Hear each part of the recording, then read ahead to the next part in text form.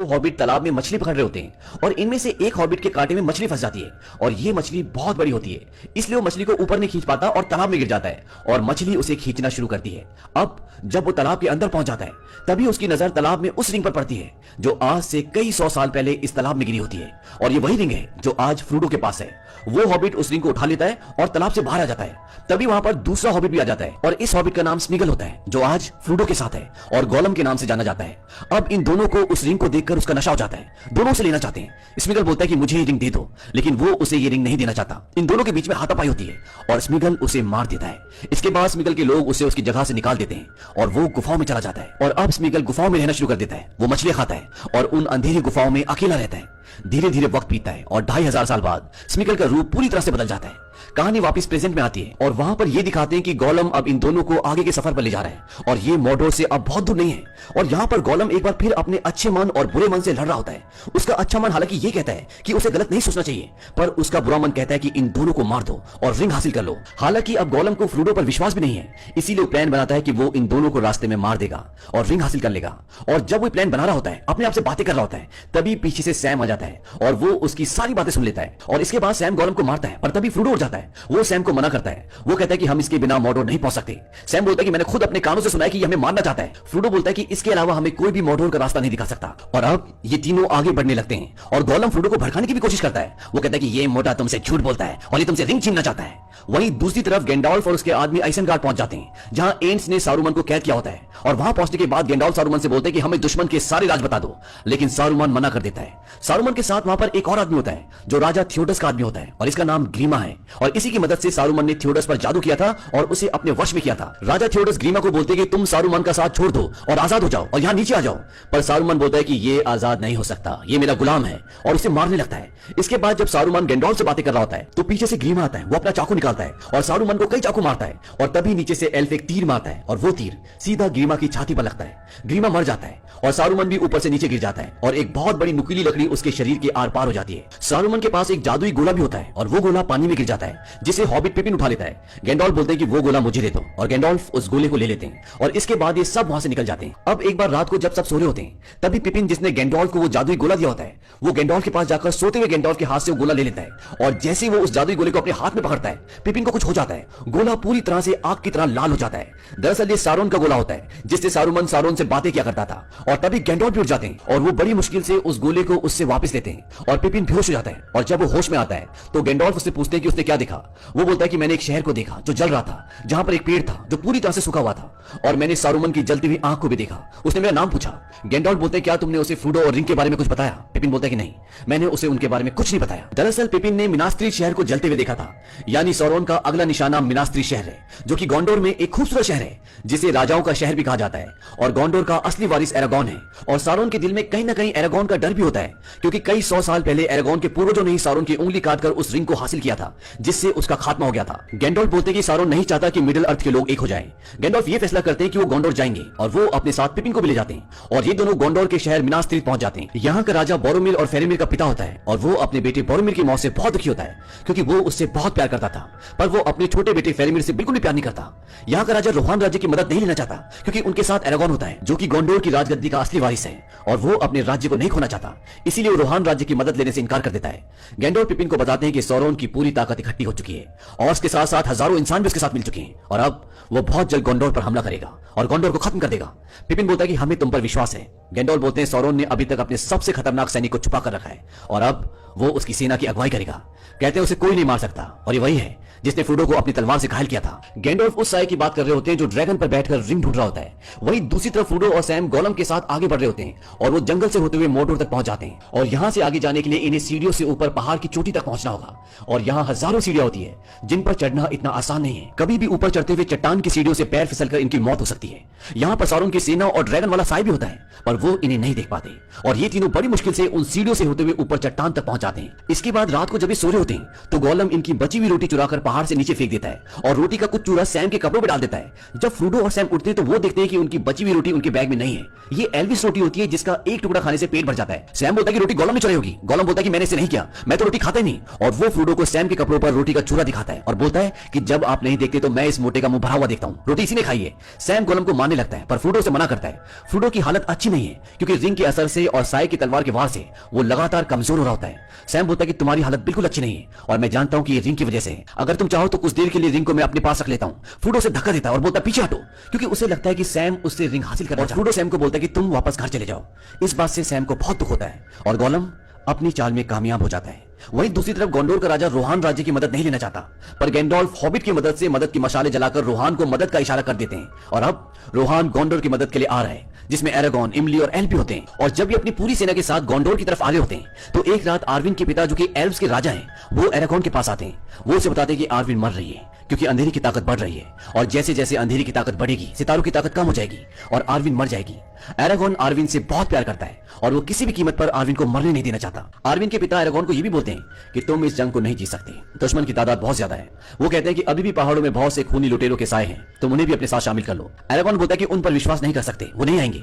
Irwin के पिता बोलते हैं आएंगे अगर खुद गोंडोर का राजा उन्हें बुलाए, और वो एरागॉन को उसके पूर्वजों की तलवार देते हैं। ये वही तलवार होती है जिससे सारोन का अंत हुआ था, जो टूट गई थी, पर इस तलवार को दोबारा बनाया गया। और अब एरागॉन अपनी तलवार के साथ उन पहाड़ी दर्रों में जा रहा होता है जहां से आज तक कोई भी लौट कर नहीं आया। गिमली और एल भी उसके साथ जाते हैं। उन पहाड़ी दर्रों के अंदर पहुंचने के बाद गिमली बोलता है यहां में सेना मिलेगी कैसे? एल बताता है कि यहाँ के लोग शापित हैं। बहुत पहले इन पहाड़ों के लोगों ने गोंडोर के राजा को मदद करने का वादा किया था, पर जब वक्त आया वो भाग गए, इन अंधेरों में गायब हो गए और उन्हें श्राप मिला कि उनकी आत्मा तब तक मुक्त नहीं होगी जब तक वचन पूरा न हो जाए। और ये भी भविष्यवाणी हुई थी कि एक दिन राजा का वारिस यहाँ आएगा और वो मुर्दों के रास्ते से होकर गुजरेगा। और इसके बाद ये तीनों मुर्दों के रास्ते से होकर गुजरते हैं जहाँ कई सारी खोपड़ियां पड़ी होती है और यहाँ से इनके घोड़े भी वापस भाग जाते हैं। और ये तीनों आगे बढ़ते हैं और आगे बढ़ने के बाद एक आवाज आती है, किसने यहाँ आने की हिम्मत की? और इनके सामने एक साया आता है। वो साया बोलता है कि हम जिंदा लोगों को बर्दाश्त नहीं करते। और इसके बाद वहां हजारों साए उभर जाते हैं। वो साया बोलता है तुम्हें अब मरना होगा। एल्फ उस पर तीर चलाता है पर तीर उस साए को नहीं लगता क्योंकि वो हवा है। एरागॉन बोलता है कि मैं तुम्हें तुम्हारा वचन पूरा करने का हुक्म देता हूँ। वो साया बोलता है कि गोंडोर के राजा के सिवा हमें कोई हुक्म नहीं दे सकता और वो वंश अब खत्म हो चुका है। एरागॉन वहां पर जितने भी साए होते हैं उन सबको बोलता है मैं गोंडोर का वारिस हूँ, मेरे लिए लड़ो और मैं तुम्हें वचन से मुक्त कर दूंगा। और एक हंसी की आवाज के साथ वो सारे साए गायब हो जाते हैं। तभी वहां पर बहुत सारी खोपड़ियां गिरने लग जाती हैं और ये तीनों अपनी जान बचाकर उस पहाड़ी दर्रे से बाहर निकल जाते हैं। और बाहर निकलने पर ये देखते हैं कि सारोन की सेना नदी से आगे बढ़ रही होती है और ये सभी इंसान होते हैं जो सारोन के साथ मिल चुके होते हैं और इन्होंने आसपास के गांव को जलाकर खत्म कर दिया होता है। तभी पत्थर से वही साया बाहर निकलता है और वो बोलता है हम साथ देंगे, हम तुम्हारे लिए लड़ेंगे। इसके बाद जो नदी से सारोन की सेना जारी होती है ये सब उस पर हमला कर देते हैं और उस पूरी सेना को खत्म कर देते हैं। वहीं दूसरी तरफ सारोन की एक बहुत बड़ी सेना जिसमें ऑक्स होते हैं वो गोंडोर के शहर मिनास तीर्थ पर पहुंचकर हमला कर देते हैं। गोंडोर का राजा अब पूरी तरह से हार मान चुका है, उसका दिमागी संतुलन खो चुका है क्योंकि उसका दूसरा बेटा फेरामिर भी बुरी तरह से घायल हो चुका है और उसे लगता है कि वो मर गया और वो उसे जलाने वाला होता है। पर तभी वहां पर पिपिन और गैंडोल्फ आ जाते हैं और वो उसे बचा लेते हैं। पर इसी दौरान राजा खुद आग में जलकर मर जाता है। गोंडोर के बाहर सारोन की बहुत बड़ी सेना है और ये उस सेना से नहीं जीत सकते। वो सेना गोंडोर पर हावी हो रही होती है क्योंकि सारोन की सेना में बहुत बड़े बड़े ड्रैगन, तरह तरह के ऑक्स, बड़े बड़े हाथी होते हैं जिनका मुकाबला करना आसान नहीं है। अब यहाँ पर एक बहुत लंबा सफर तय करने के बाद रोहान की सेना भी पहुंच जाती है और इसके बाद इनके बीच में एक बहुत बड़ा घमासान युद्ध होता है। युद्ध के बीच में रोहान की सेना के सामने बहुत बड़े बड़े हाथी आ जाते हैं जिसकी वजह से रोहान की सेना को बहुत बड़ा नुकसान होता है। और तभी वो साया जो सारोन की सेना का सबसे बड़ा सिपाही है वो अपने ड्रैगन के ऊपर बैठकर आता है और रोहान के राजा थियोडस को उसका ड्रैगन उठाकर फेंक देता है और इसके बाद अपने ड्रैगन को आदेश देता है कि इसके टुकड़े टुकड़े कर दो। तभी वहां पर थियोडस की भतीजी आ जाती है। ये और हॉबिट मैरी छुपकर जंग में आए होते हैं। थियोडस की भतीजी ड्रैगन की गर्दन काट देती है और वो काला साया नीचे गिर जाता है। अब उसके सामने लड़की है जिसने एक सिपाही की पूरी ड्रेस पहनी होती है, इसलिए पता नहीं चलता क्योंकि लड़की है। वो साया बोलता है कि मुझे कोई आदमी नहीं मार सकता और इसके बाद वो उसे मारने वाला होता है कि तभी पीछे से मैरी आ जाता है जो कि एक हॉबिट है और उस पर खंजर से वार करता है। और इसके बाद वो लड़की अपनी तलवार उठाती है और वो बोलती है कि मैं आदमी नहीं हूं और तलवार उसके चेहरे के अंदर घुसा देती है जिससे वो साया मर जाता है। दूसरी तरफ ये दिखाते हैं कि नदी के रास्ते सारोन की जो सेना आने वाली थी उसके जहाज वहां पहुंच जाते हैं। ऑक्स की सेना वहां पहले से होती है और ऑक्स का सरदार बोलता है कि तुमने आने में देर क्यों कर दी, जल्दी जहाज से उतरो। और जहाज से एरागॉन, गिमली और एल्फ उतरते हैं और उनके साथ होती है डेडमैन की बहुत बड़ी सेना और वो उन पर हमला कर देती है जिसका सामना करना ऑक्स के बस की बात नहीं है। और इस तरह से एक घमासान युद्ध के बाद इंसानों की जीत होती है और सारोन की हार, पर राजा थियोडस की मौत हो जाती है और अब रोहान का राजा और गोंडोर का राजा मर चुके हैं। इसके बाद डेडमैन की सेना का राजा एरागॉन के पास आता है और वो उससे बोलता है कि अब हमें मुक्त कर दो, तुमने हमसे वादा किया था। एरागॉन बोलता है जाओ, तुम्हें मुक्ति मिली, और वो पूरी सेना हवा बनकर उड़ जाती है। वहीं दूसरी तरफ अब गोलम और फ्रोडो आगे बढ़ते हैं और सैम वापस जा रहा होता है। और जब सैम नीचे पहुंचता है तो वो देखता है कि उनकी रोटी के टुकड़े वहां पड़े होते हैं जिसे गोलम ने नीचे फेंका होता है, और वो समझ जाता है कि कुछ गड़बड़ है और वो वापस ऊपर की तरफ जाने लगता है। वहीं फ्रोडो और गोलम एक गुफा के बाहर पहुंच जाते हैं।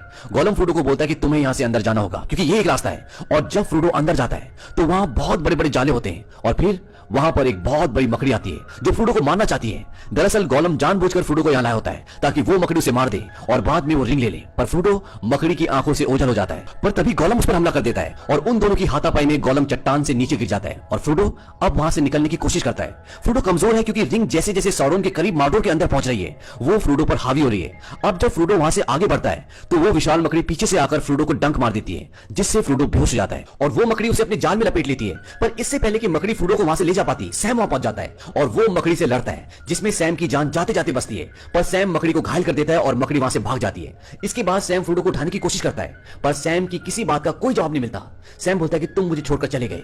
तभी वहां पर दो ऑक्स आ जाते हैं। सैम छुप जाता है। वो ऑक्स फ्रोडो को देख लेते हैं। उनमें से एक ऑक्स बोलता है बूढ़ी मकड़ी ने एक और को मार दिया। दूसरा बोलता मारा नहीं है, ये सिर्फ बेहोश हुआ है, कुछ ही देर में होश में आ जाएगा। और वो दोनों ऑक्स फ्रोडो को वहां से लेकर चले जाते हैं और अब सैम को पता है कि फ्रोडो जिंदा है। वो ऑक्स फ्रोडो को एक किले के अंदर ले जाते हैं, उसके कपड़े उतार देते हैं और वो उसे मारने वाले होते हैं कि तभी पीछे से सैम आकर अपनी तलवार उसके सीने के आर पार कर देता है और वो मर जाता है। फ्रोडो सैम को देखकर खुश होता है, उसे माफी मांगता है, लेकिन फ्रोडो बोलता है कि सब कुछ खत्म हो गया क्योंकि रिंग उसके पास नहीं होती। फ्रोडो बोलता है कि वो रिंग ले गए। सैम बोलता नहीं, वो नहीं ले गए क्योंकि सैम ने वो रिंग पहले निकाल ली। सैम बोलता है कि मुझे लगा था कि तुम मर चुके हो इसलिए मैंने रिंग निकाल दी थी। फ्रोडो बोलता है कि रिंग मुझे दे दो। सैम रिंग देना तो नहीं चाहता क्योंकि रिंग को अपने से अलग करना इतना आसान नहीं है, पर फ्रोडो उसे ले लेता है। वो बोलता है कि रिंग की जिम्मेदारी मेरी है, इसका बोझ मुझे उठाने दो, ये तुम्हें बर्बाद कर देगी। और अब ये मोर्डोर के माउंट डून की गुफाओं की तरफ जाते हैं, पर वहां जाना आसान नहीं है क्योंकि इनके बीच में लगभग 10,000 ऑक्स होते हैं और ये बात गैंडोल्फ भी जानते हैं। इसीलिए वो ये तय करते हैं कि वो मोर्डोर पर यानी सौरोन की सेना पर हमला करेंगे और ये सब अपनी सेना के साथ वहां पहुंच जाते हैं। पर यहाँ पर सारोन की एक बहुत बड़ी सेना होती है जिसे जीत पाना नामुमकिन है। सारोन की सेना इन्हें चारों तरफ से घेर लेती है, पर ये जिस मकसद से यहाँ आए होते हैं वो पूरा हो जाता है क्योंकि सारोन की सेना यहाँ है तो फ्रोडो और सैम को रास्ता मिल जाता है। हालांकि फ्रोडो और सैम कई बार पकड़े जाने से भी बचते हैं पर अपनी हिम्मत और चालाकी से बच जाते हैं और इन्होंने ऑक्स के कपड़े पहने होते हैं तो इन्हें पहचानना आसान नहीं होता। अब सैम और फ्रोडो माउंट डूम के पहाड़ तक पहुंच जाते हैं जहां इस रिंग को नष्ट करना है, पर सैम और फ्रोडो दोनों की हालत खराब हो चुकी है। ये भूखे हैं, प्यासे हैं और इनके अंदर शक्ति नहीं है, बस एक मकसद है जिसकी वजह से चलते जा रहे हैं। पर फ्रोडो जिसके ऊपर रिंग का भार है वो एक जगह आकर गिर जाता है, पर सैम बोलता है कि मैं रिंग का भार नहीं उठा सकता पर तुम्हारा तो उठा सकता हूं। और वो फ्रोडो को अपने कंधे पर उठाकर माउंट डूम की गुफाओं की तरफ बढ़ने लगता है और दूसरी तरफ इंसानों और सौरोन की सेना के बीच में घमासान युद्ध चल रहा होता है। अब जब सैम फ्रोडो को उठाकर माउंट डूम की गुफा के बाहर पहुंच जाता है तभी वहां पर गोलम आ जाता है और वो उन पर हमला कर देता है। गोलम उनसे रिंग छीनना चाहता है और जब गोलम फ्रोडो का गला दबा रहा होता है तो सैम उसे पत्थर से मारता है जिससे वो दूर जाके गिरता है। इसके बाद सैम और गोलम के बीच में लड़ाई हो रही होती है और फ्रोडो पूरी शक्ति उठता है और माउंट डूम की गुफा के अंदर चला जाता है जहां लावे की नदी बह रही होती है और इस रिंग को यही बनाया गया था। सैम भी उसके पीछे पहुंच जाता है और अब रिंग फ्रोडो के हाथ में है। सैम बोलता है फेंक दो उसे, नष्ट कर दो, पर फ्रोडो उसे नहीं फेंकता।